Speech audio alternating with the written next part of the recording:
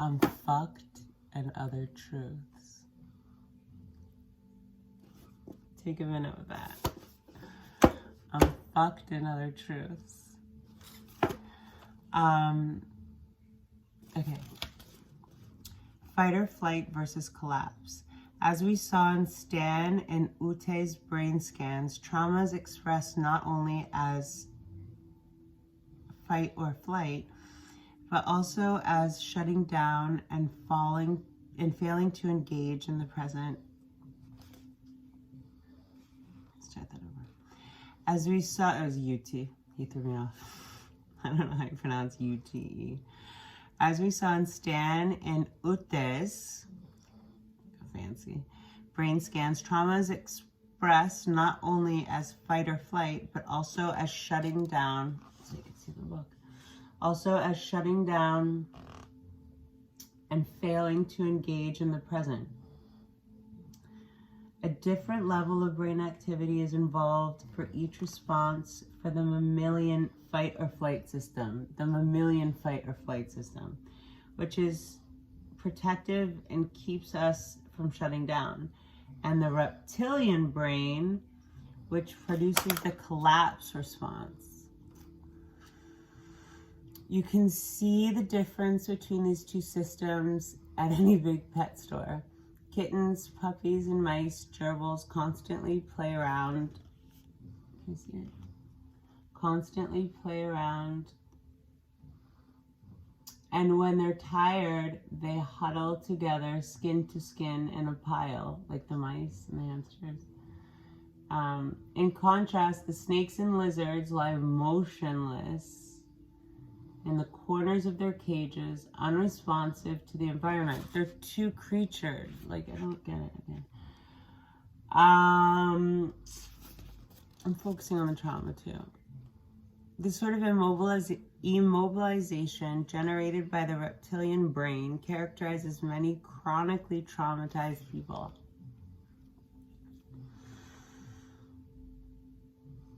Oh, the oven.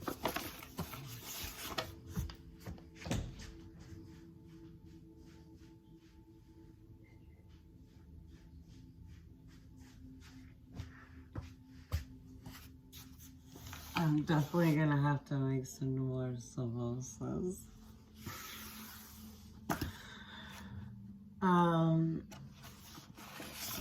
Okay, I'm just gonna share being vulnerable. I'm just vulnerable right now.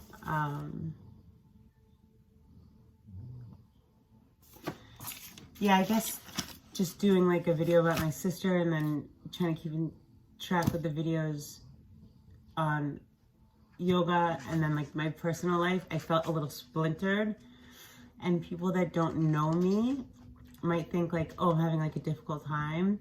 These things are happening at the same time. Like, Whitney's done. Like, I don't have feelings about that. It was just that it was the 4th anniversary of my dad's death on May 1st. So I thought it was appropriate to, for the, I don't know, 25th time, publicly, privately, every possible way, request that my father's dying wishes be met. But like, like our mom would say, really, I'm fine. But I'm all good. Like, I'm mostly like excited to teach a class this week. I'm seeing my mom on Wednesday, and we're gonna do like a flower workshop, like a Mother's Day workshop. I might make another video.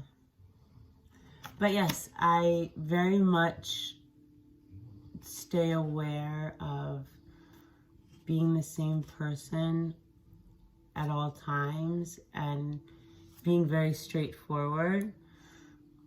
I think it's kind of obvious. My dad would always make a joke, you always know where you stand with Ashley. Like, well, who's running around not being, like, you know, wasting time?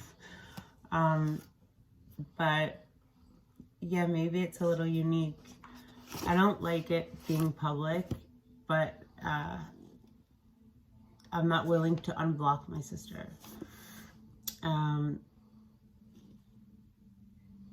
And I did think about it. I'm not willing to compromise, or I wasn't willing to compromise at least having my voice be heard for him and for his dying wishes to be met. Which, I don't know how she just goes days in, days out. But she showed me a Rolex watch that both my father and I thought nurses stole on Christmas. She asked me if she wanted me to have it sized. That's fucking cool and unusual. I said, no, I want it exactly how Daddy had it. I said, Whitney, we thought that that watch was stolen. She's like, Dad always knew I had it. And then later, she said she got the watch with a bill at the funeral. It's like, girl, you can't even keep one little story straight for 2 days. That's not my problem, and it's not my bother, but I spoke, I wrote on the back, I won't beg to be loved. And I won't. Yeah, it even feels good, I guess, just saying this. I think I feel like because YouTube's like becoming more of something that I feel like I can really be of service. I'm getting more like protective of the flow of it and the people and stuff. And that new people understand that I'm not like a fragmented person. And I'm also like not somebody that would be inclined to like air their dirty laundry out on anything. I've learned now that it's been my having to scream so loud and fight and survive has been an orchestrated attempt has been several orchestrated attempts to just like keep me down, lie about me, she had a proper smear campaign about me. She told everyone in my family not to give me money, like to come visit my dad, take him to fucking doctor's appointments and shit, like leave my business because no one else was going. I don't want to get into that, but I have let all that go. And someone said to me when I was facing homelessness, and she wouldn't even give me money owed then, I remember someone said to me, I remember feeling really sad. Like, I couldn't believe it. She told my martial artist teacher, who 44 people texted her, including my old AA sponsor that, you know, we went through it. She's like, you're not really an addict. Like, and I want you to go to eating disorder meetings. And we still remain friends on her way to fucking Japan. So she finally spoke to my martial artist teacher and she said, Ashley's a drug addict. I don't want anything to do with her. He goes, what makes you think, I didn't spoke to her 5 years. He goes, what makes you think Ashley's on drugs? And then she just started yelling in his mouth, I don't care, she can die. I don't care if she dies. He goes, she doesn't have drug problems, Whitney. She has life problems. Like, she's left a relationship and she's staying on someone's couch. She needs help. I don't care. Let her die.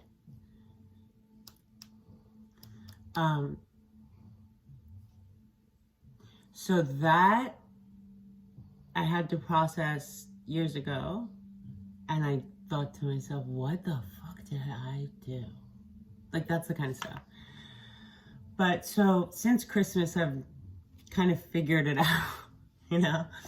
So it's not like a thing, but I'm a Leo, you know? So I'm like, I stand up. Well, I'm a Leo with a Virgo rising. Gemini moon.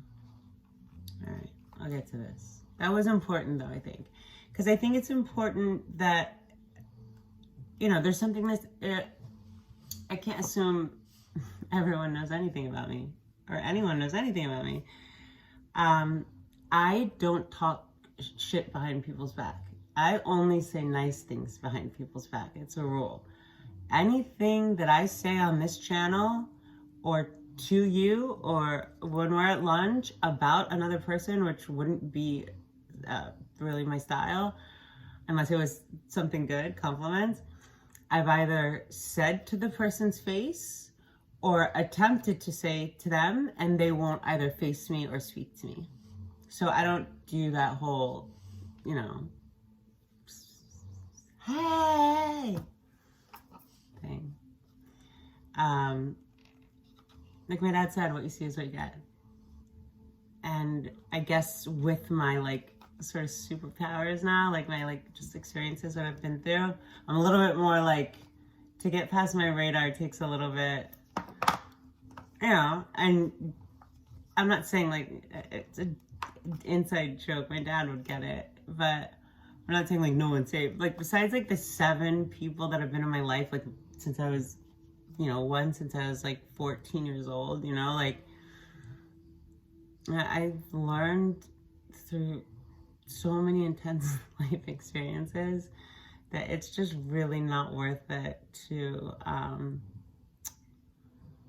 you know, ever beg for love. Or not be yourself. Like who you truly are. Or like behave in ways that aren't in alignment with you. I love myself so much. There are things and times like in my 20s, even early 30s, in sobriety, not in sobriety, that that I think were excessive, that whatever, but there's not one thing I can really think of in my life that I've done out of malevolence, that like I don't have that spiritual samskar to fix. Samskar is a word in Sanskrit. It's like an imprint on the soul, like kind of like a spiritual grossness in a way. But oh yeah, so just that you know, I'm not like trying to heat things up. Unfortunately, I'm not willing to communicate with my sister. And then when like it hit me that was a smart way to do it on the day my dad's 7th birthday, May 1st, I wanted to cover my tracks by making the video about it. So, yeah, I've learned with toxic people, it's good to keep important things because they tend to lie. People tend to believe them.